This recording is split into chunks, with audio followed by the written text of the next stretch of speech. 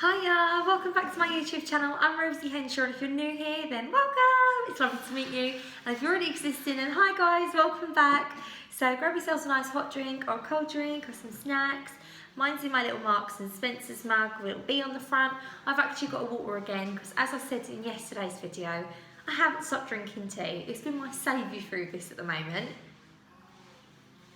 And I said to myself, I'm going to be drinking more water. So today's video, what I'm going to do is, rather than doing big one bumper craft videos, I'm going to do a couple of craft videos throughout the week, so that it just breaks the week up. It breaks the week up for me. If you like to watch my videos, it'll break the week up for you. So, you know, or you can even wait till Friday or something and then just watch them in one big bulk. But I'm going to be doing lots of different little bits of crafts, but I'm trying to use things that not only I have, because I'm a crafter, so I have quite a few crafty bits, but things that you guys would have at home too. So the craft idea I've come up with today is an Easter piece of artwork that you can hang up, look really, really cute. It's things that you probably have at home. So one thing I've got is a frame. So this is a photo frame with glass, it's got like one of them backings in it. You don't need one of these, it can just be a plain frame. I know so many people have got photo frames that they're either using or they don't want, so you haven't got to paint the frame. You can just put the picture in the frame, what we're going to be doing today. So even after Easter's over, you can get rid of this. It's just something to do. Or you can keep this frame ready for Easter decor. The next thing you're going to need, doesn't matter what size it is, the next thing you're going to need is some type of card. So I've just got some white card here. It's even got a bit of paint on it, it's even got a bit of drawing on the back, but let's be resourceful. Not going to get rid of it because it's got a little bit of blue drawing on it. Either a glue stick or PVA type of adhesive, sticky back plastic, not sticky back plastic, double-sided tape I meant, a little bit of wool. Now you don't need the wool. I will explain to you after what you can use instead of wool. And now you can either use tissue paper to decoupage, scraps of old fabric. Now, if you've got some old cotton shirt or dress or cushions or anything, don't throw them. Cut little scraps up and keep them. I always do. I keep little scraps of fabric. Now, this is if you want to get really experimental. But you know what? Good old wrapping paper. Wrapping paper or brown paper or tin foil in the kitchen. Anything you can use. So what I'm going to do is I've got a bunny from Home Bargains. You know what? I'm going to get something to rest on as well, because I always say that I'm going to do that and I never do. And my drawers are full of junk at the moment. Reason being is I've had a little sort out in my dining room. If anyone's been watching, you will know. And there's junk in these drawers at the moment, which probably could do if you're on sorting these things out. Oh! I've done it. Right. Put my little thingy ready, and I'll just put this on top of it, my little backing for the frame. Now what I'm going to do is, with this piece of white card, this is kind of hard, you could just do a few layers of paper and just stick them together to make it a bit thicker. I just find it works a little bit better. I'm going to be using brown paper today, so what I'm going to do is I'm going to cut out some brown paper.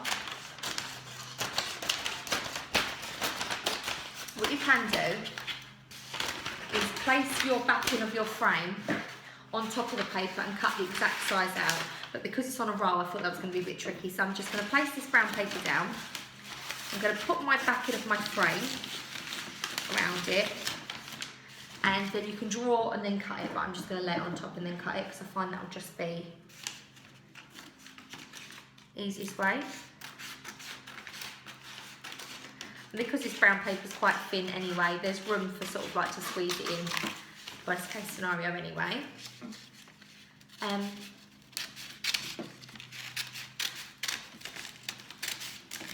Now, there's one thing I'm going to do, obviously you don't have to do if you're going to be reusing the frame just for pictures throughout the year. But this thing I'm going to do, it just makes the actual brown paper stay secure. Now this is such an easy little update, gives you a little bit of Easter decorations. If you didn't get out before the lockdown, have time to go and get Easter decorations, but you still want to make it feel special, I've got loads of different really cheap, easy Easter crafts coming.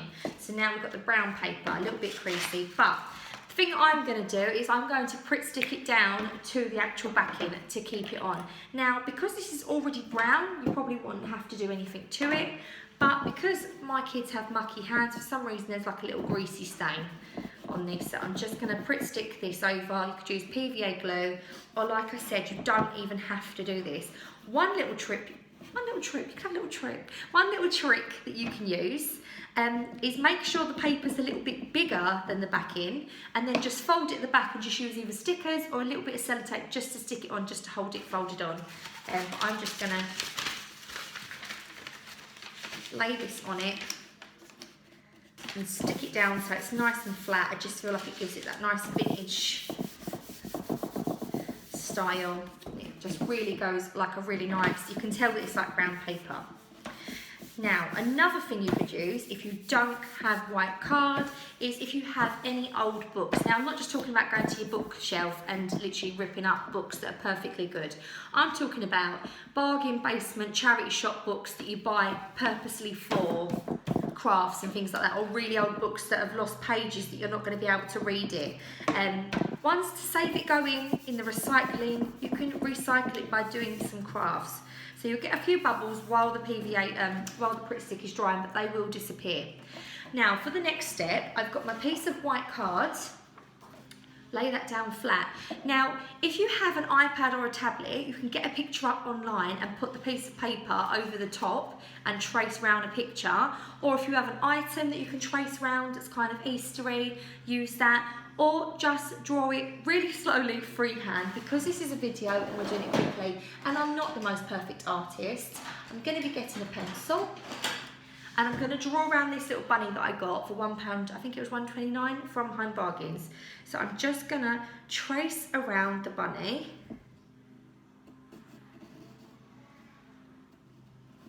But alternatively, if you're not very arty and you don't have nothing to trace around, the easiest thing that you can do that's an Easter shape is an egg. It's an oval shape. You can do it like that and make it all nice and bright and colourful. You can get the kids involved with this as well. It's just a brilliant, quick little update little craft. It's just brilliant. So now I've drawn around my bunny very faintly, as you can see. I'm going to cut the silhouette out with some scissors. Try and do it really gently because I'm like the worst cutter in the world. So Gary is now home with us. Last night after Boris's talk, because obviously I'm from the UK if you don't know already, not that that's surprising, I've obviously got like a UK accent, but I'm from the UK and Gary works within the construction industry. So Gary is a crane operator and driver. But Gary, so there was kind of like wishy-washy lines there. Can he do it? Can he not do it? So basically Gary's boss said, you know, well, he's not said that we don't have to work.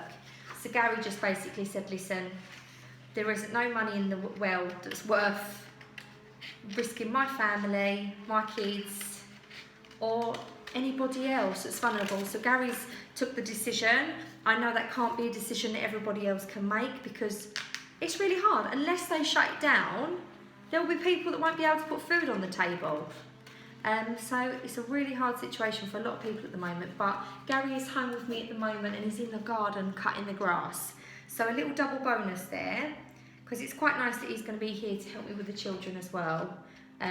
Just because where we're doing home learning at the minute, like homeschooling, it's a little bit difficult because Millie is in such a different learning group to the boys. So Archie's a little bit more advanced in his learning than Alfie, but they're only a year apart in school. But Millie, because she's in year 3, it's like, wow. You know, like, what's that programme? Are you smarter than a 10-year-old? Well, Millie's 8. And to be completely honest, I'm probably not smarter than her. Some of the things that she was showing me for her arithmetic, I was like, okay. Oh, is that right, Millie? Oh, okay, because I didn't know that myself. But you know, like when you really don't want them to know that you don't know. So I was like, oh, yeah, I knew that. Let's just cut this out nice and try and do it properly. So we're getting kind of like a bunny-esque shape. Oh, and look, we've even got our little geometric patterns on the back. Now, if you've got some colouring pencils or some paints, you could colour this bunny into any colours that you would like. But because I'm going for that sort of like monochrome country shabby chic look to go within my dining room, I'm going to keep this quite simple. But one little thing you can do with this is you can get little scraps of fabric, little scraps of tissue, cut them up into tiny little squares, get a little bit of PVA glue and patchwork all the bunnies. It would look really cute, build different like floral patterns, anything you have, or you can draw a patchwork pattern on it. It would look really, really cute. You could do a patchwork background, would look really cute. But I'm going to keep this really simple, but the ideas are there. And now I'm just going to glue the drawn on sides down.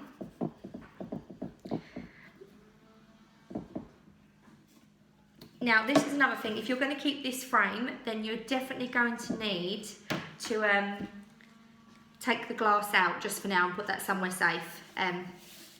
Reason being is because I'm going to be sticking on something onto this. So I think I've gone too low down. No, that's fine. So you can take the glass out at this stage, which I might do, might not do. Let's see if that white bit of card will stay in there without the actual, yeah, it will stay in there. And once we push it in, let's push that little picture into the frame. So if you've got like going for like a bright colour scheme, doing patchwork or getting the kids to draw pictures would be lovely. Tissue paper, anything like that would be really, really cute. This is really monochromy. I want this to look really like shabby chic. Go with a country sort of look. Now to jazz this up as it is ultra, ultra plain, I'm gonna be making pom-poms. So one quick way to make pom-poms if you've got wool is to basically get your two fingers, get your thumb, hold the wool down on that bottom finger, like that, pinch it. Keep them quite wide apart and just go around the two fingers, making it nice and tight like that. So you're going around now. Now you don't even need your thumb to pinch that bottom bit. Now it's all nice and tight. You can do this with a fork as well. Quite a simple way of doing it. Just make sure that it's nice and full and thick. Go round and round and round. And then once we feel like it's thick enough, I'm just going to snip. And then I'm going to cut a tiny bit of wool off. And I'm going to, between the two fingers, I'm just going to thread a bit of cotton through the two fingers here. Bring it round the back of that and pull it in so it tapers it. And then I'm going to tie, you might have to use someone else's two fingers if you're not as... And then tie it into a knot. I like to use a fork because then it leaves me feeling less handicapped by it. Tighten it right up, and then you end up with like a tiny little bow type shape. Keep it like that if you like it as is, but what I'm going to do is give it another double knot. Now you get this sort of like bow shape. So I'm just going to trim off the long excess bits that were like the bits that were from the tying it up.